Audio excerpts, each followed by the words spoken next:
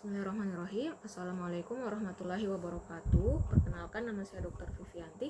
Kali ini saya akan menjelaskan mengenai bagaimana cara melakukan pemeriksaan refraksi subjektif. Nah, pertama-tama yang kita lakukan adalah memperkenalkan diri dulu kepada pasien, kemudian menjelaskan maksud dan tujuan kita melakukan pemeriksaan. Yang ketiga adalah meminta persetujuan pasien. Nah, jika pasien setuju, maka mari kita lakukan pemeriksaannya. Nah, kita harus memperhatikan ruangan pemeriksaan kita itu pencahayaannya cukup terang, kemudian tersedia alat yang akan digunakan seperti trial frame, trial lens, dan Snellen card atau Snellen lamp.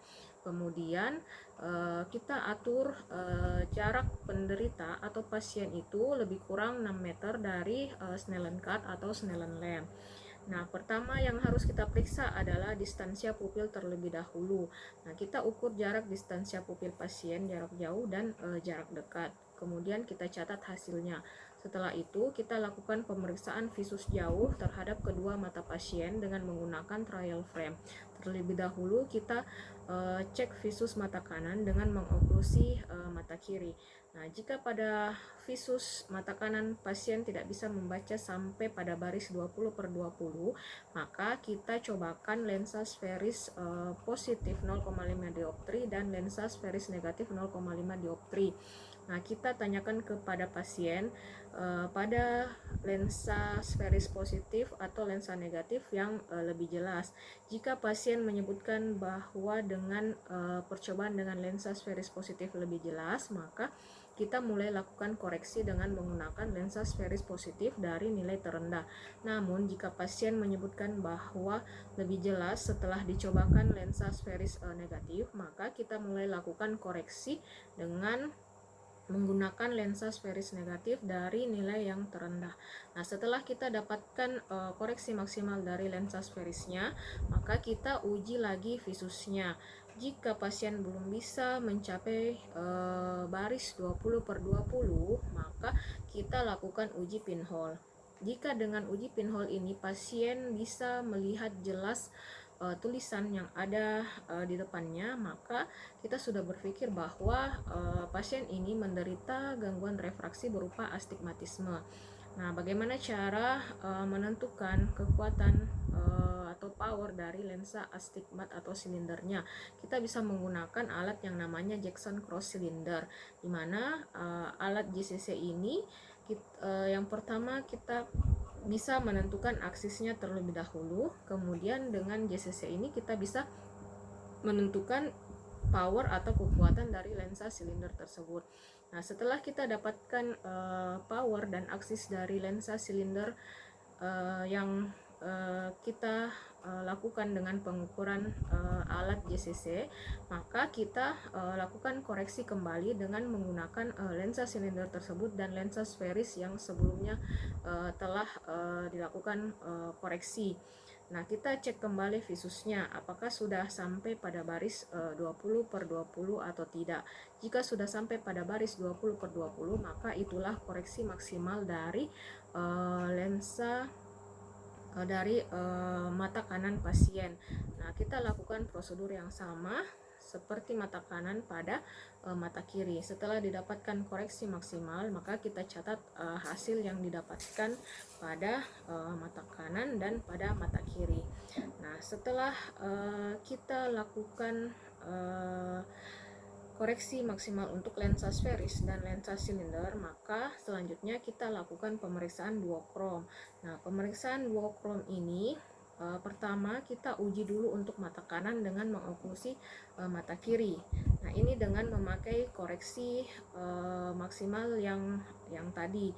Nah, kita lakukan fogging terhadap mata kanan dengan menempatkan lensa sferis positif sebesar 0,75 dioptri pada mata kanan. Kemudian kita minta pasien untuk melihat di depan pada kotak hijau dan kotak merah. Kemudian kita menanyakan ke pasien di kotak manakah terlihat tulisan yang lebih jelas atau lebih tegas dan lebih hitam. Nah, jika pasien menyebutkan bahwa tulisannya itu lebih jelas di kotak merah, maka kita menambahkan lensa sferis negatif. Namun jika pasien mengatakan lebih jelas tulisannya pada kotak hijau, maka kita menambahkan lensa sferis positif. Namun jika pasien menyatakan bahwa tulisan yang ada di kotak merah dan di kotak hijau itu sama, maka kita tidak perlu menambahkan lensa. Nah, jika ada tambahan lensa, maka kita hitung kembali, kita kurangi kembali atau kita tambah dengan lensa terbaru berdasarkan hasil pemeriksaan duokrom. Nah, kita lakukan prosedur yang sama pada mata kiri. Nah, setelah didapatkan hasil lensa dari pemeriksaan duokrom, kita lanjutkan dengan pemeriksaan binocular balancing test. Nah, pada pemeriksaan binocular balancing test ini kita lakukan uji coba terhadap kedua mata pasien dengan menggunakan hasil koreksi yang telah dikurangi dari pemeriksaan duokrom tadi. Nah, kita lakukan fogging terhadap kedua mata dengan menggunakan lensa sferis positif 0,75 dioptri. Nah, setelah itu kita minta pasien untuk membaca 3 baris di atas dari BCVA-nya. Nah, kemudian kita lakukan oklusi secara bergantian pada mata kanan dan mata kiri selama 5 detik. Kemudian kita menanyakan ke pasien pada mata apakah yang dirasakan, yang dilihat tulisannya itu lebih jelas, apakah pada mata kanan atau pada mata kiri. Jika pasien menyebutkan bahwa kedua mata sama jelasnya, maka pemeriksaan binocular balancing test ini sudah selesai.